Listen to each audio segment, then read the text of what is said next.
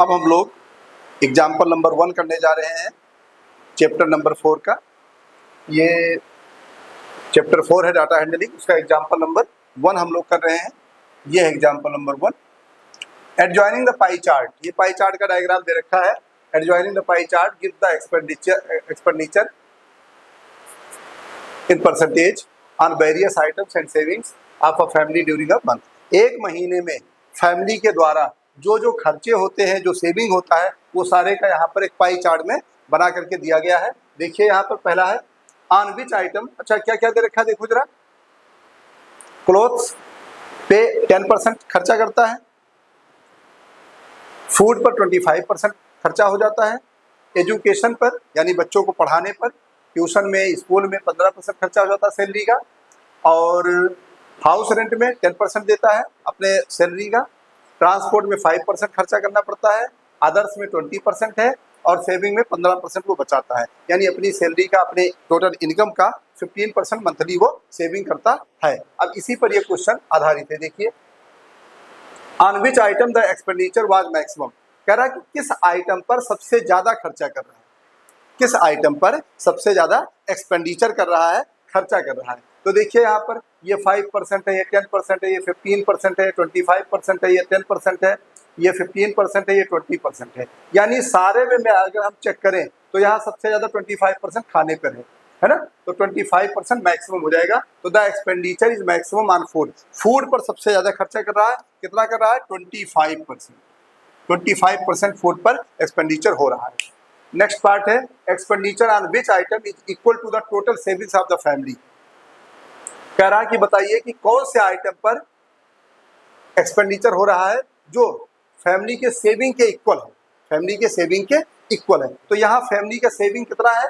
तो सेविंग करा 15%, करा फैमिली सेविंग करा 15%, 15%। तो कौन सा और कोई एक्सपेंडिचर है जो इसके इक्वल है? तो यहाँ पर हम देखेंगे ये क्लोथ है 10%, फूड है 25%, एजुकेशन फॉर चिल्ड्रन है 15%, ये 10% है, ये 5%, 20% है। यानी सेविंग जो है वो एजुकेशन फॉर चिल्ड्रन के बराबर है। 15% सेविंग हो रहा है और इतना ही 15% वो खर्चा कर रहा है किस पर? एजुकेशन पे। यानी क्वेश्चन का हमारे जो आंसर है वो ये वाला है।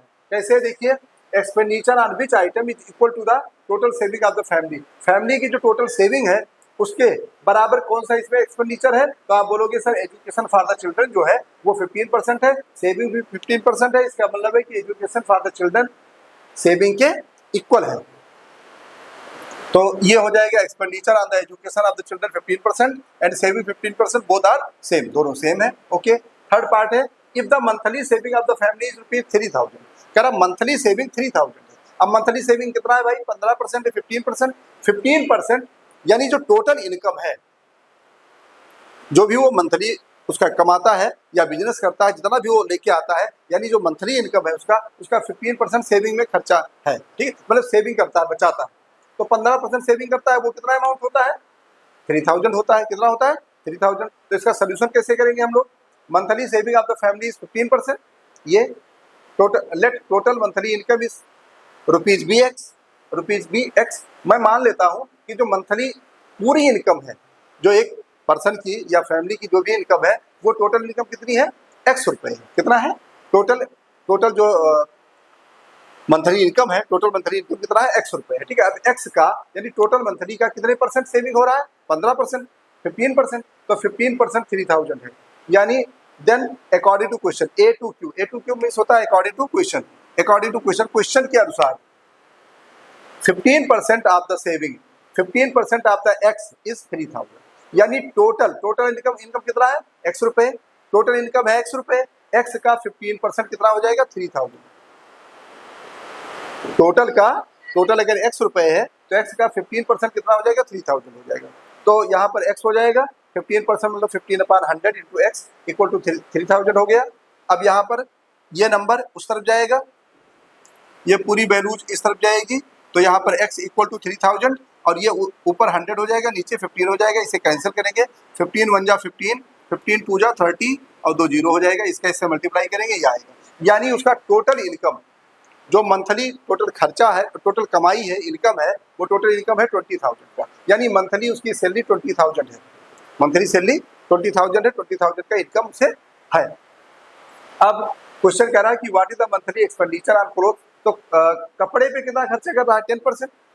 भाई 20,000 उसकी पूरी मंथली इनकम है और उस पर 10% वो कपड़े पे खर्चा करता है, तो 10% 20,000 का निकाल लेंगे। Monthly expenditure on cloth is 10%, so 20,000 into 10%, भाई टोटल इनकम है 20,000 का 10% हम निकालेंगे। 20,000 लिखा, 10/100 किया। अब इसे कैंसिल करेंगे, ये जीरो इस जीरो से कैंसिल, ये जीरो इस जीरो से कैंसिल, 2,000 आ जाएगा। यानी मंथली वो कपड़े पर 2,000 रुपये खर्चा करता है, एक्सपेंडिचर करता है। ठीक है, परिवार के लिए, कभी किसी का परिवार का कपड़े लाते होंगे, किसी का लाते होंगे, इस तरह से मंथली वो 2,000 खर्चा करते हैं। 3,000 उसके सेविंग है। 20,000 रुपये में 15% की सेविंग हो गई 3,000। A few moments later. अब हम लोग एग्जाम्पल नंबर 2 करने जा रहे हैं, चैप्टर 4 डेटा हैंडलिंग का। एग्जाम्पल नंबर 4 क्या है, on a particular day the sales of the different items of the bakers shop are given below.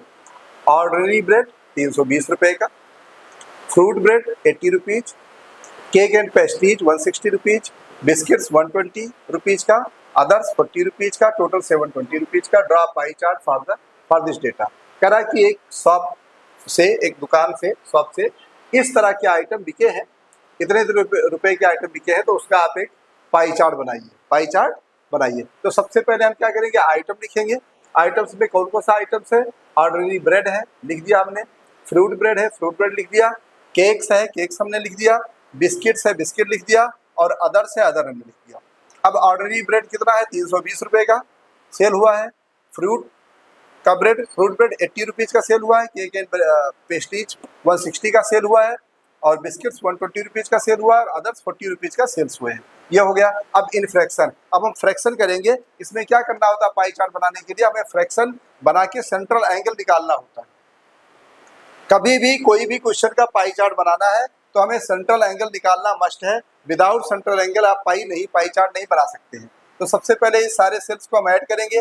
320 और 80 400 हो गया, 160 560 हो गया, 120 680 हो गया, और 40 मिला के 720 हो गया। यानी टोटल हो गया 720, टोटल हो गया 720। अब ये टोटल 720 हो गया। अब इसको हमें सॉल्व करना है। कैसे सॉल्व करें, देखो 320 अपान 720, 320 अपान 720, इसको सॉल्व जब हम करेंगे तो देखो कैसे सॉल्व होगा। जीरो से जीरो कैंसिल हो जाएगा, या यहाँ कर देते हैं 320 अपान 720, जीरो जीरो कैंसिल कर दो, 32 अपान 72 हो गया। अब इसको और काटिए, 2 से काट दीजिए, 16 2 जा 32, और 2 3 जा 6, 2 4 जा 2 6 जा 12, ये हो गया।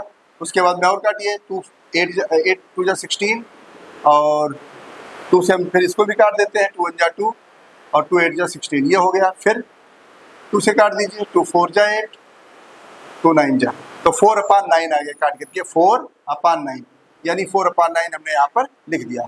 सेकंड का क्या होगा, 80 अपान 720, तो 80 अपान 720 हो जाएगा। जीरो से जीरो कैंसिल हो गया, 8 अपान 72 हो गया। अब इसे 4 से काटिए, 4 2 जा 8, और 8 से ही काट दीजिए सीधा, 8 1 जा 8, और 8 9 जा, तो 1 अपान 9 हो जाएगा। अब 160 अपान 720 करेंगे, 160 अपान 720, जीरो जीरो कैंसिल हो गया। अब इसको काटिए, 8 से हमने काटा ही था, तो 8 1 जा 8, और 8 9 जा 1 अपान 9 आ गया। यहाँ पर 8 2 जा 16 हो रहा है, तो 2 अपान 9 हो जाएगा। 120 का करना है, तो 120 अपान 720, तो सॉल्व करना, जीरो से जीरो कैंसिल हो गया, 12 अपान 72 आ गया। फिर 12 1 जा 12, और 12 6 जा 72 होता है, तो 1 अपान 6 हो जाएगा। 40 है, तो 40 अपान 720, जीरो से जीरो कैंसिल हो गया, 4 1 जा 4, 4 1 जा 4 3, 4 8 जा, यानी 1 अपान 18 आ जाएगा। ठीक, तो इस तरीके से हम सारे क्वेश्चन सॉल्व कर सकते हैं। ये सारा हमने सॉल्व करके फ्रैक्शन में लिख दिया। जो नंबर होता है वो अब अपान में टोटल नंबर होता है। हमने 320 अपान 720 करके ये ले आए, 4 अपान 9, 80 अपान 720 करके 1 अपान 9 ले आए, 160 अपान 720 करके हमने 2 अपान 9 ले आए, 120 अपान 720 करके 1 अपान 6 ले आए, 40 अपान 720 करके 1 अपान 18 ले आए। ये हो गया। अब सेंट्रल एंगल निकालना है। सेंट्रल मतलब कोई सर्कुलर पार्ट, ये टोटल एंगल कितना होता है 360 डिग्री का होता है। तो 360 से हम सब में मल्टीप्लाई करेंगे। 360 से जब हम सब में मल्टीप्लाई करेंगे तो हमारा क्या आएगा, देखो 360 से मल्टीप्लाई करके क्या आएगा 4/9 इंटू 360, 4/9 इंटू 360, 4/9 इंटू 360 का क्या हो जाएगा, यहाँ पर 9 से हम इसको काट देते हैं। सबसे पहले क्या करें 9 से हम यहाँ पर सॉल्व कर देते, देखो 4/9 इंटू 360, 9 1 जा 9, 9 4 जा 36, 40, यानी 4 को हम 40 से मल्टीप्लाई करेंगे। ठीक है, क्या आ जाएगा 4 4 जा 16, 160 आ गया। यहाँ सॉल्व करें तो 9 से 360 को डिवाइड करके कितना आता है 40, तो 40 आ गया यहाँ पर। यहाँ 9 से डिवाइड करें 360 को तो क्या आ गया 40, 40 यहाँ आया, और 40 को 2 से मल्टीप्लाई करेंगे 80 आ जाएगा। 6 से करेंगे हम यहाँ पर, 6 से जब हम करेंगे तो 6 6 जा 36, 60 डिग्री आ जाएगा। 18 से करेंगे तो 18 2 जा 36, 20 डिग्री आ गया। अब ये सारे एंगल आ गए। ठीक है, अब ये सारे एंगल जो आए हैं ये टोटल मिला के कितना है, देखो जरा जोड़ो 160 और 40 मिला के 200, 280, 340 और ये 20 मिला के 360, यानी टोटल जो एंगल आया 360 डिग्री का आया है। यानी एक सर्कुलर एंगल, हमें सर्कुलर पार्ट बना करके हमें पाई चार्ट बनाना है। पाई चार्ट का मतलब सर्कल होता ही है। तो जरा देखो, सबसे पहले हम एक सर्कल बना देंगे, ये हमने सर्कल बना दिया। सेंटर बना देंगे, सेंटर बना दिया। अब इसमें देखो सबसे बड़ा डिग्री कौन सा है, 160 डिग्री है। तो सबसे पहले एक लाइन ऐसे खींचना है। आप कॉपी में जब बनाएंगे तो कॉपी में स्केल रखेंगे, यहाँ पर स्केल रख करके सीधी लाइन खींच देना, खींच गया। अब उसके बाद में डी आपके पास होता है, डी से नाप लेना, 160 डिग्री बनाना आता ही है, 160 बनाना है। ठीक है, 160 लगभग यहाँ तक आएगा, 160 डिग्री।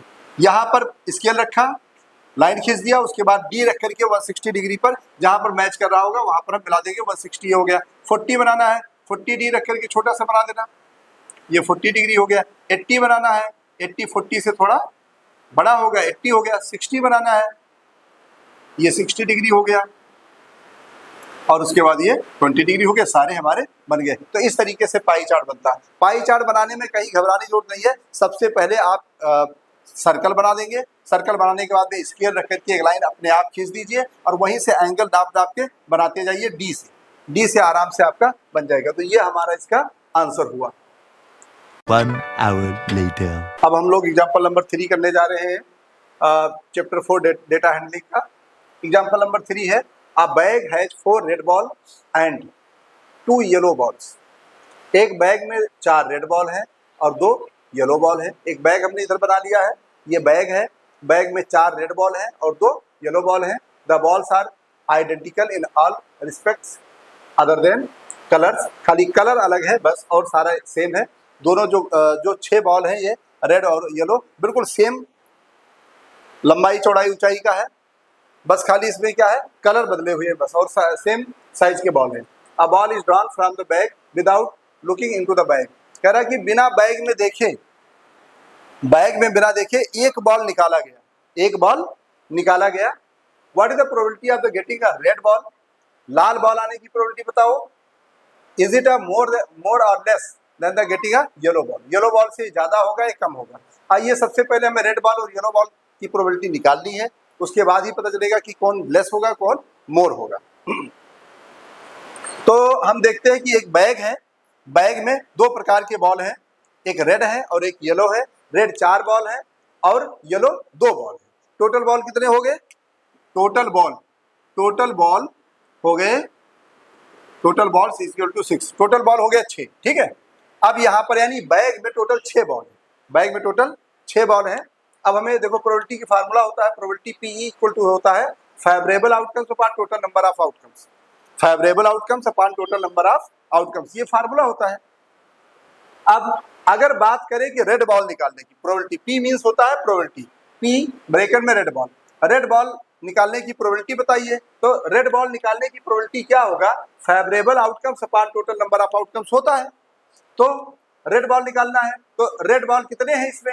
आप बोलोगे सर रेड 4 बॉल है, वेरी गुड। तो 4 फेवरेबल आउटकम्स हुए, यानी 4 बॉल में से कोई भी एक रेड बॉल निकला है, 4 बॉल में से एक रेड बॉल कोई निकला है, तो यानी फेवरेबल आउटकम्स क्या हो जाएंगे? 4।